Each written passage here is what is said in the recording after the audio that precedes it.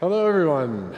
I'm Sam Tolomei. I'm a subscription BD manager with Google Play, working with a lot of different subscription developers. Today, I want to talk to you about localizing your prices for different markets, why you should do it, how you should do it, and how you can implement it in your apps. But first, as a show of hands, for the subscription developers out there, how many of you are localizing your price today by market? All right, pretty good. And of those, how many of you guys feel confident in your localization choice, like the price point you chose? Show of hands. A little bit less. OK. So in this presentation, hopefully I'm going to help you think about how to choose the price for those markets and using different frameworks to help you have more confidence in that price. First, to level set, here's a chart that shows you for top subscription developers on Google Play, many of them are keeping their prices relatively flat to the subscription price they have in the US. So I'm showing for various European markets like Germany, France, Australia, what their subscription price in-app is compared to their US price. So as you can see, it's generally around the same price as the US. Not surprising. However, for these same top subscription developers on Google Play, when we look at emerging markets, like India, Brazil, Russia, and Turkey, we see that these developers do much more substantial price decreases in these markets versus the US. However, the chart also leads to some interesting questions about the amount they're discounting. Why is Brazil discounted so much more than India? And why is Turkey so heavily discounted compared to the other markets? This kind of implies, or this certainly implies, that developers are localizing their price, but a lot of them have different biases that may come into choice about what countries they choose to do this in. So today, I'll be talking to you 3 different topics around pricing. First, why you should vary your price by market. Second, what are different ways to think about ways of localizing your price. And I'll also be joined on stage by Cristina from Headspace to talk about how Headspace recently did pricing localization. And lastly, how you can apply this in your app. Well, let's start off with just explaining why it might make sense to change your price by market. So what we're showing here is a chart of GDP per capita across the globe, with different shading for how much GDP per capita is by market. A lot of us have seen this type of thing in history class over the years. You get the idea, but disposable income varies widely by market, from above 70,000 US dollars in certain countries to around $2,000 per year in other markets. Next, when we look at top subscription markets on Google Play, we again see a similar disparity in terms of disposable incomes. On this chart, I'm now indexing each market's GDP per capita to the US. So the US is 100%, and then I'm showing what the rest of the markets are as a percentage of the US. You can see here that, again, it varies widely, with India at 12% of the US. The US is like $62,000 US GDP per capita. India is around $7,000. So you get the idea, wide swath of disposable income. What's interesting, though, is that we also looked at this using Play internal data for subscription purchases, specifically looking at median skew price point paid by market. So the way to think about this is what the median price users who spent on subscriptions in a given market paid. And again, I'm indexing this to the US. And again, here I'm showing European markets and Australia versus the US. And you see, again, they're relatively similar to the US in terms of the index. Great Britain's a bit lower, but France and Germany are quite a bit higher, which is not the same trend we saw on the GDP per capita side. But again, we're seeing internal Google Play data, somewhat similar stuff. However, when we flip to, again, looking at emerging markets, we see a bit of a different trend, with significantly lower pricing or purchase prices for these markets in Indonesia, Russia, Turkey, India, and Brazil. These consumers are spending on subscriptions on Google Play, but clearly they don't have the same spending capacity as those in the US and European markets, which really does imply it makes a lot of sense to localize your price for these markets if you're targeting them.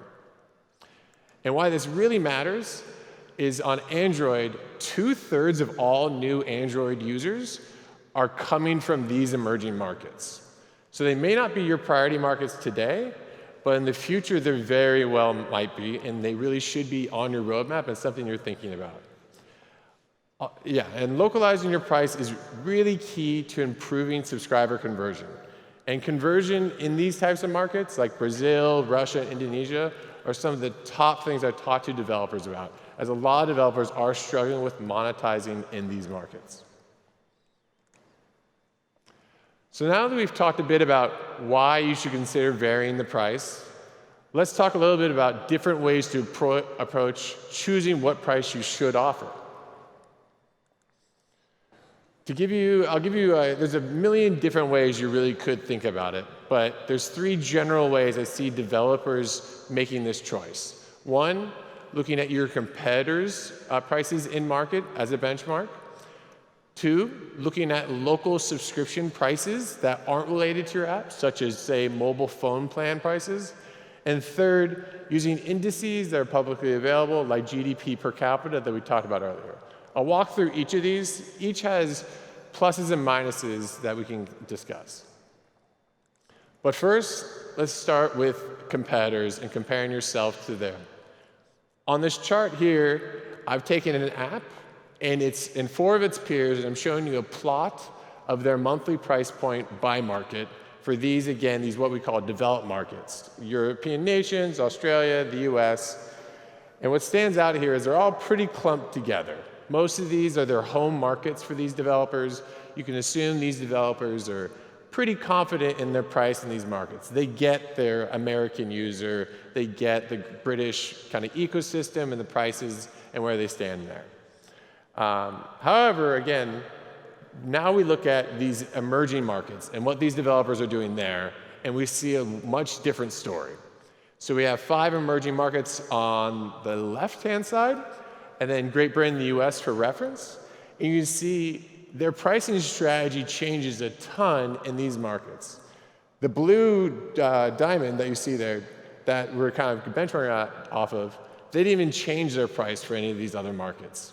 While some of their peers have basically taken the price 95% lower in India than they have in the US and Germany. This is super interesting, and I think the number one thing here from developers is actually they think a lot about their competitor prices in these markets. But what I want to show you here is that could be a bit misleading, as it's actually unclear to you as a developer if the prices your competitors are charging is resonating with users and leading to conversion to subscriptions, just because they're charging this price. Also, in talking to developers, we know it's really hard to do price discovery of these other markets for your competitors. We've heard stories of developers scouring Reddit, going on random blog posts, or you're VPNing into every market to try and see what price they have. And again, it could be a little bit all for naught. So my recommendation is don't blindly rely on your peers' price points in markets. You should certainly be aware of them, but take them with a bit of a grain of salt because you're not sure how coherent their pricing strategy is in these markets. A second way to think about competitive benchmark pricing is to look at more of these universal price benchmarks that are out there. There's a lot of good examples that you could do here, but one I'm showing you here is monthly entry-level price points by market. So you see, again, for a monthly entry-level phone price plan, it varies quite a lot by market. I wouldn't necessarily recommend benchmarking yourself off these or like using this as an index or anything like that, but it's a really good data point to have in your mind because users in market are aware of these. And oftentimes they might be unwilling to spend more on your subscription than they're paying for their monthly phone price plan. So keep that in mind. There's other good examples of this, such as what their cable TV plan is locally, or what their local newspaper subscription price point is. So there's a lot of different ways to approach this, but be sure to consider other subscription benchmarks beyond just your competitors when thinking about local price points. Third, though, and the one I think I recommend the most, is using GDP per capita purchase power parity adjusted as an index to benchmark off of. Now, there's a ton of indices out there that I'm sure all of you have thought about. The Big Mac index, you can do GNI per capita. There's the Spotify index people have talked about. But I think GDP per capita, does purchase power parity adjusted, is one of the best ways of scaling your price effectively for the disposable income. Though there are some drawbacks that I'll talk about in a sec. And what you're seeing on this slide is how it looks for a couple of select markets, where it's the US dollars of the GDP per capita, and then how that indexes versus the US. However, what's really interesting is when I now combine the data I showed you earlier of GDP per capita index versus that median skew price paid on Play, we see a really interesting trend, where actually the gray bar is GDP per capita index to the US, and the blue bar is this internal median skew price paid. We see that often the GDP per capita is a bit lower than you would expect, or than the median skew price paid. What this means is that if you're using GDP per capita and just changing your price based on that, you may be underpricing your subscription product in these markets compared to what users are willing to pay. In some ways, to say, Play purchasers have a higher propensity to spend than would indicate from GDP per capita. So keep that in mind as an interesting trend we see with our data. Again, when we also move this over to looking at emerging markets, we see an interesting paradigm again. India, Brazil, and Mexico, we see almost a 2x increase, up to 3x increase in willingness to pay, or the price points for the median skew prices versus what GDP per capita indexing would predict you to charge. However, we do see an opposite trend in Indonesia, Russia, and Turkey, so it's not perfect. There's always going to be outliers in this way. So in order to combat that, while I think GDP per capita is a great methodology of indexing, I definitely recommend when you're doing your price changes to always start high and test your way down, as you may find that the optimal price point is a lot higher than you would have expected based on these indices. Now, to talk more about this, I would like to bring Cristina from Headspace onto the stage.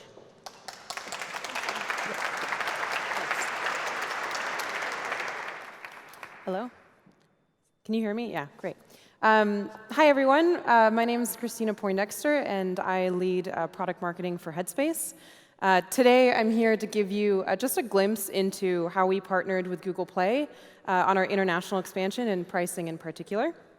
But first, for those who might be unfamiliar, Headspace is the world's leading mindfulness, meditation, and sleep app. We have over 60 million consumer members worldwide, and also have enterprise and health subdivisions. Today, I'll be speaking just about the consumer part of the business, though. So that model is a subscription-first model, like I'm sure many of you in the room have, and I'll be speaking to that. So we've had the benefit of partnering with Google Play over a variety of initiatives over the last few years. I'll take you through today first what we've done recently in terms of product localization. Next, I'll go into how we approach pricing strategy in particular, and 4 key tactics that we use. And then finally, just wrap up with some recommendations that I wish I'd known at the start of this process, as it can be fairly complex and kind of a weird place to start. All right, so this chart here that you're seeing shows what we were considering our core markets in blue. So those that, as Sam mentioned, were ones that we had a fairly high user base already in, and we considered them our core, English speaking.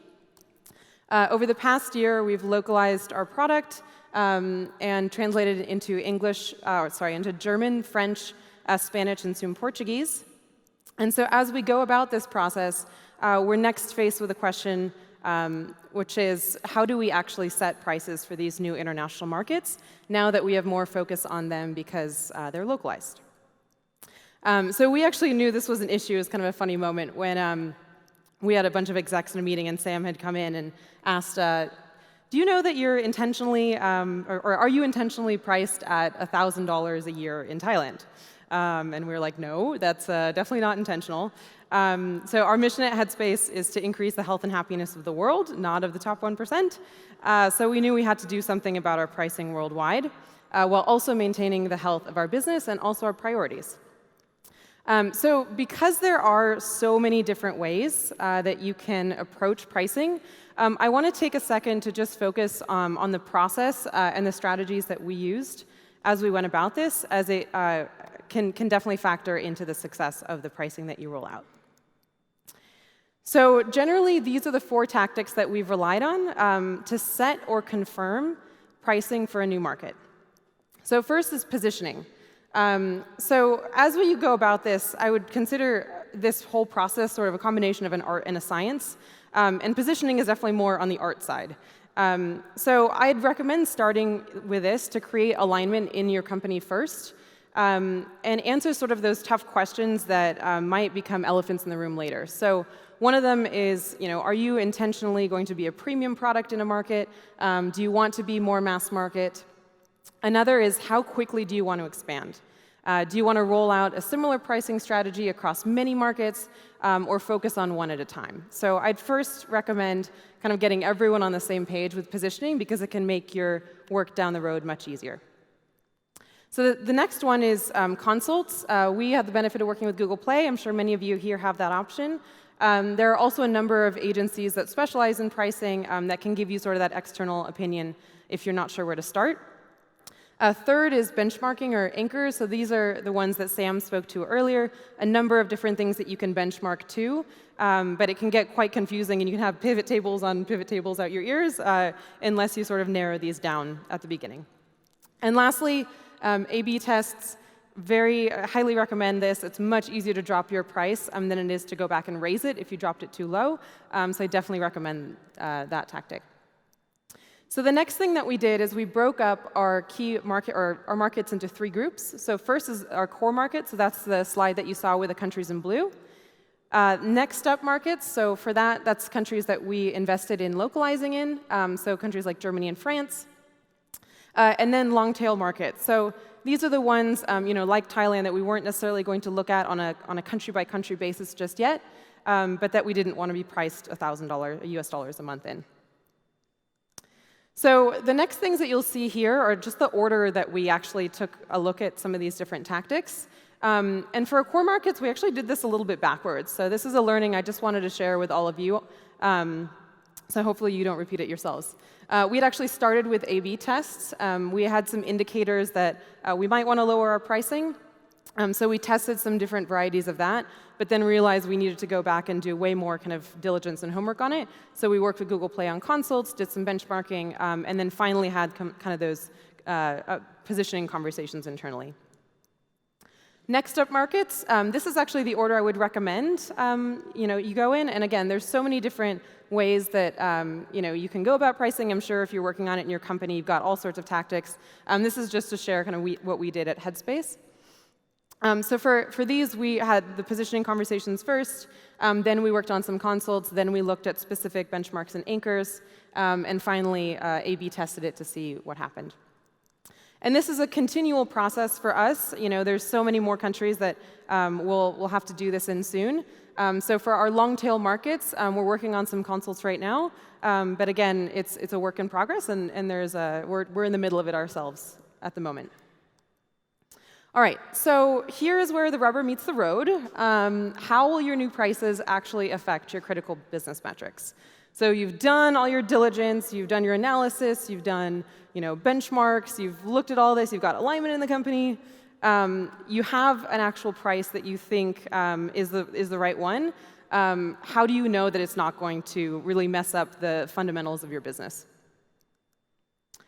So I'll share just a few results of a recent price test that we did this year. We identified that it would likely be beneficial to our business and our customers to drop pricing by 25% in our core markets and in Germany and France. So you'll see here in blue, our annual price was roughly $95 US for our annual subscription. And we dropped that to the green price up there, which is about a 25% drop. It's around $70 with slight variance in different markets in the US, UK, Canada, Australia, Germany, and France. So what actually happened? So for us, this was a very good moment. We confirmed that it was indeed a good idea to drop our prices. In the test cohort that saw the new lower price, we saw a 13% increase in conversions, which is 13% increase in people who found enough value in Headspace to pay for a membership. And we also saw a 20% increase in gross bookings in the cohort that saw the new price. So this is the definition of a win-win. It appealed to a broader audience, and it didn't just benefit us. We were able to give more people the premium experience of Headspace, which is just a lot more content and keeps users more engaged. So finally, just a few takeaways, and I'll pass it back to Sam. I'd highly recommend starting with positioning. Gather your troops internally, have those conversations, kind of decide what position you want to be in the market and how you're going to roll out internationally. Second is to bucket your markets. Face reality. You can't do this process for the whole country or the whole world all at once, unless you have a huge team, in which I envy you. So choose how you're going to bucket those tiers and stack rank accordingly. Third is to prioritize your anchors or your benchmarks. I think this is where working with Google Play can come in very handy, whether it's GDP per capita or some other anchors. Pick which ones you think make most sense for your business, and keep going back to those if you have some confusion internally. And lastly, of course, test before you price drop. The last thing you want to do is roll out a much lower price to your entire customer base, only to have it hurt sort of the actual health of your business. So thanks for your attention. With that, I'll pass it back to Sam. Hey, I'm going to sit there. Cool. Thank you, Cristina. So we've covered why you should adjust your price and how to arrive at these different potential price points. Lastly, I'll close out with just talking about how you can implement this in your app.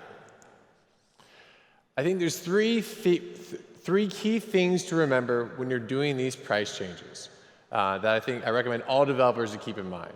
One, monitor for users spoofing their location to get access to these lower price points in these markets that you've dropped your price. This is something we commonly see on the gaming side, and it's less so of a problem on the subscription side, but certainly you should be monitoring this. Second, as we've mentioned before, start your price testing high and then go lower. As Cristina said, it's a lot easier to lower your price than it is to raise your subscription price with your users.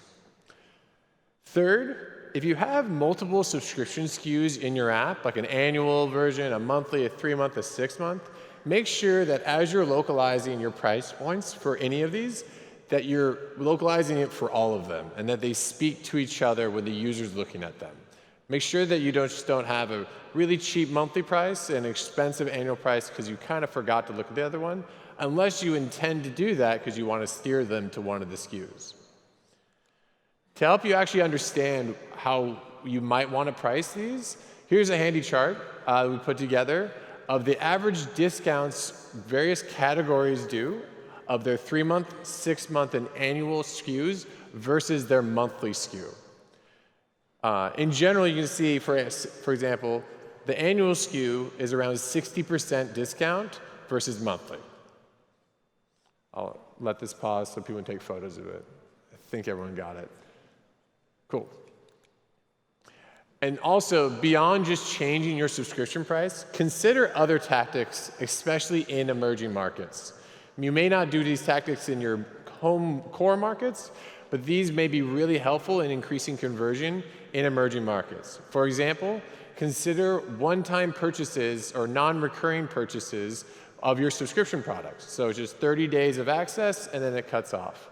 This is really great for markets that are unfamiliar or uncomfortable with the subscription products, unlike we are in the US, UK, Germany, and elsewhere. But Germany, maybe not so much, as we heard in the previous conversation. Also, Consider other tactics to improve conversion rates, such as introducing free trials and introductory pricing. Always charm price. What we mean by that, or that's a term where it's like, $1.99 in the US and various other local ways of doing it. The Play console can actually do this automatically for your prices, but always be sure to localize your price point.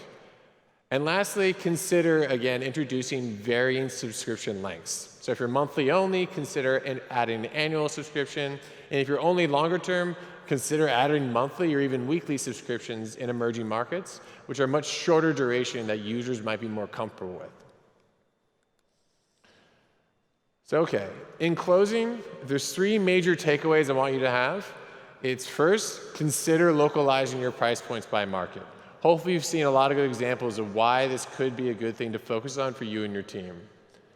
Second, when choosing price points, consider local subscription offerings, your competitors, but also looking at GDP per capita, purchase power parity adjusted, as a way of indexing and creating new prices. And third, test everything. Test all these price changes, because the optimal price is going to be unique to your subscription app. And with that, thank you.